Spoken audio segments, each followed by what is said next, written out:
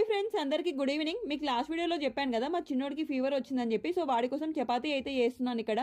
ఇవాళ గురువారం కదా, నేను కూడా రైస్ తిన్నాను. ఇంకెలాగూ చేస్తున్నాను కదా అనేసి ఇంట్లో అందరి కోసం చపాతీలే చేస్తున్నాను.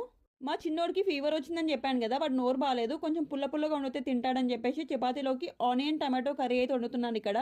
ఫస్ట్ కర్రీ వండేసాను అనుకోండి, చపాతీలు అప్పటికప్పుడు వేడివేడి చేసేయచ్చు అనేసి కర్రీ కోసం టమాటాలు అయితే కట్ చేసినాను. మా పిల్లలకి ఆనియన్ టమాటో కర్రీ అంటే చాలా ఇష్టం. ఇందులో నేను ఎగ్స్ బాయిల్ చేసి కూడా వేస్తాను. బట్ ఇవాళ గురువారం కదా, అండ్ మా చిన్నోడికి ఫీవర్ కూడా వచ్చింది, అందుకోసమే వేయట్లేదు. మనము ఏ కర్రీ వండాలన్నా వెజిటేబుల్స్ అన్ని ఒకేసారి కట్ చేసి పెట్టుకున్నాం అనుకోండి, మళ్ళీ మళ్ళీ కట్ చేయాల్సిన పని ఉండదు.